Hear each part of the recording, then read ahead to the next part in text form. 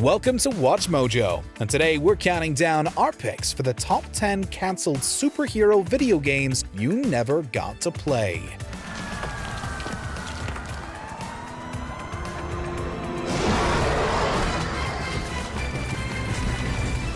For this list, we'll be looking at superhero games that, for one reason or another, never made it through production. Which game do you mourn the most? Head to the comments to let us know.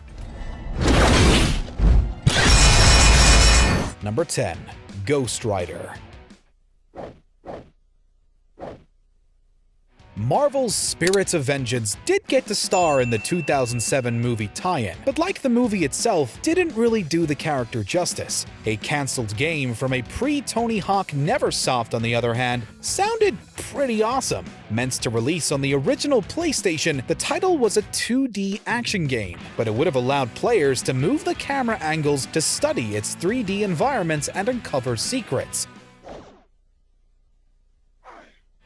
Armed with his trusty Hellfire chain, Ghost Rider would slash enemies and swing through obstacles a la Castlevania. Unfortunately, the project never got very far. Publisher Crystal Dynamics decided to move solely into developing, and the game was cancelled. Number 9. Marvel Universe Online.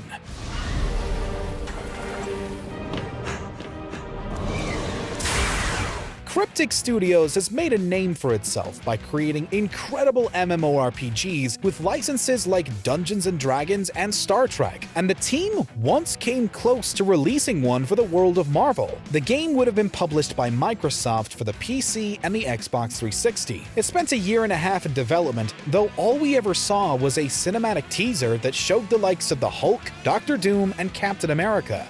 The final triumph.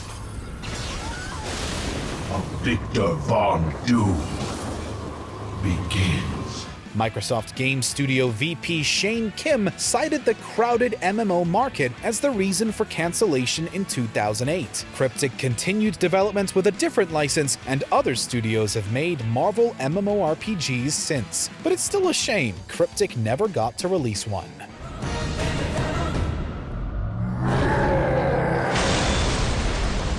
Number 8. Batman: The Dark Knight.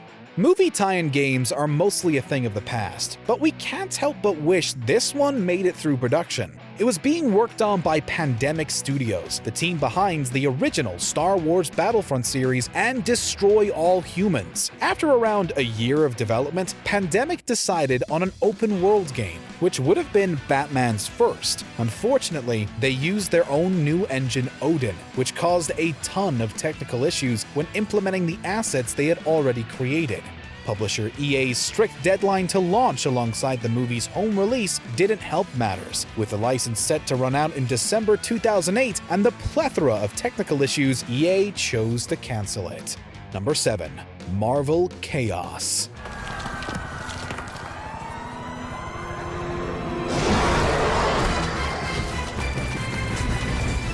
In 2007, EA's Chicago-based studio began work on a new Marvel fighting game. With fights taking place in 3D arenas and heavily destructible environments, it seemed like a great game for players to blow off steam as the Juggernaut, Hulk, or Dark Phoenix. Ready to start fighting now? However, less than a year after the game's announcement, EA shut down the Chicago studio as a result of internal restructuring. Not only that, but it also ended its professional relationship with Marvel, killing the game simultaneously. Oh, EA. If only you had known just how big Marvel was set to become that very same year. Iron Man. You may have chosen to hold on to that license. You know, you're just embarrassing yourself. Number 6. The Flash.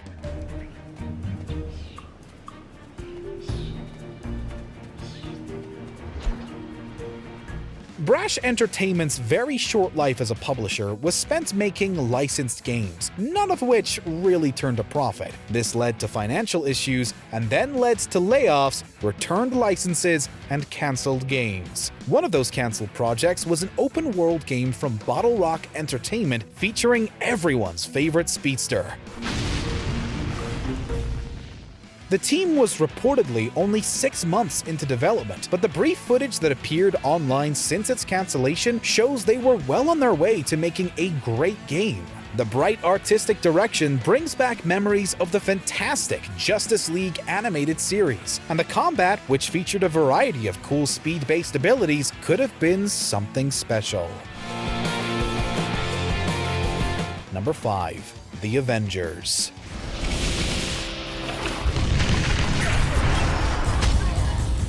Hype was definitely through the roof when the MCU brought the Avengers together for the first time, and THQ was working on a game to release the same year. Interestingly, the 4-player brawler was in first person, and the studio brought on comic writer Brian Michael Bendis to adapt his Secret Invasion storyline.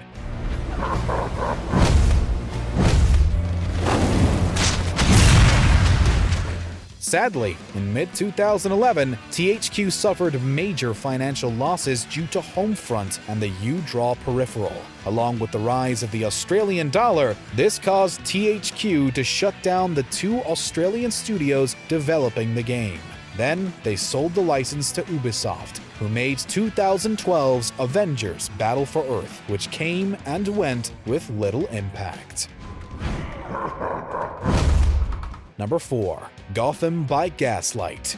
Gotham by Gaslight was an incredible one-shot comic often credited with leading to DC's Elseworlds series, and in another universe, you might have gotten to play through it. The story follows a steampunk Batman in 1889 once Jack the Ripper comes to Gotham City. Day One Studios, known for the Fear series, pitched a video game adaptation to publisher THQ in late 2009 for the Xbox 360 and PS3. But it was never greenlit, which is a shame considering it could have been a very different type of superhero game. All that remains are 2 minutes of prototype footage and a handful of menu concept images. Number 3. Justice League.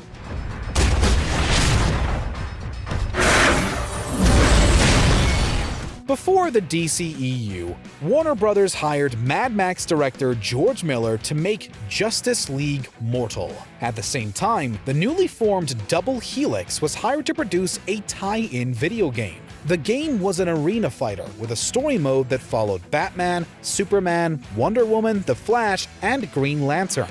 But its multiplayer mode featured 16 playable heroes and villains. As the movie's production dragged on, the game flourished, but eventually, Warner Bros. Decided to focus on solo hero outings, such as 2011's Green Lantern.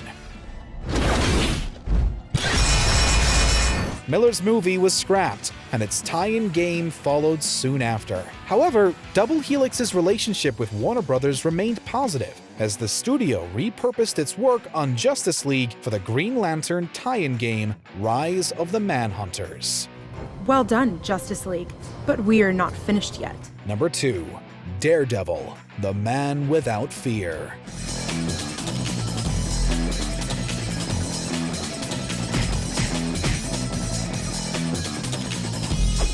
Marvel's street-level hero hasn't had many opportunities to shine in games, and that's why this one stings so much. In the early 2000s, young developer 5000 Feet Inc. began work on a Daredevil game for the PS2, Xbox, and PC. It eventually became open world, with Daredevil's signature ability being used to spot faraway crimes. It would have followed him fighting various gang organizations warring over the Kingpin's territory, who had recently been assassinated. All of that sounds pretty promising, but internal issues plagued the production almost immediately. When 5000 Feet Inc. weren't trying to keep peace between Marvel and Sony, who disagreed on multiple elements, they were dealing with drug-abusing contract workers. Marvel, unhappy with the product, eventually pulled the license despite the game being almost finished. Before we unveil our top pick, here are a few honorable mentions. Spider-Man 4. Just like Sam Raimi's 4th movie, this game was doomed.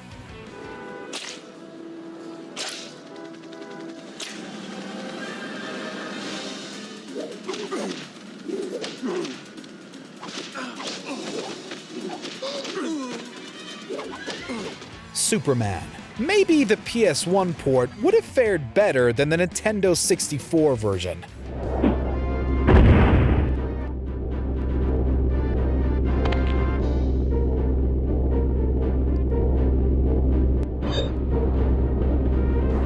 X-Woman, the Sinister Virus. An all-woman mutants team-up cancelled for unknown reasons.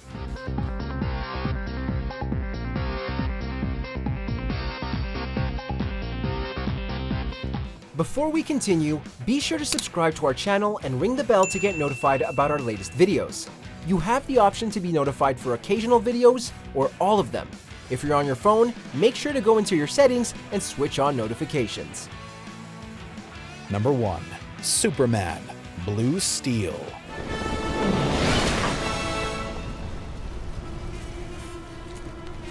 The Flash wasn't the only promising game to be cancelled due to Brash Entertainment's financial woes. Factor 5, known for the Star Wars Rogue Squadron series, had signed a multi-game contract with the publisher, the first of which was an open-world Superman game codenamed Blue Steel.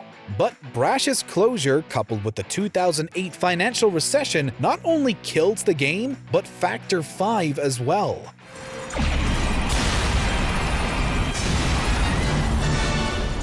The game's lead designer took to Twitter in 2021 to talk about how the game would have based their fights around super brawls from Justice League Unlimited, and the footage that's leaked online showcases just that, complete with heavily destructible environments. We've still never gotten a great standalone Superman game, but at least Factor 5 returned in 2017. In the mood for more awesome gaming content? Be sure to check out this video here on Mojo Plays. And don't forget to subscribe and ring the bell to be notified about our latest videos.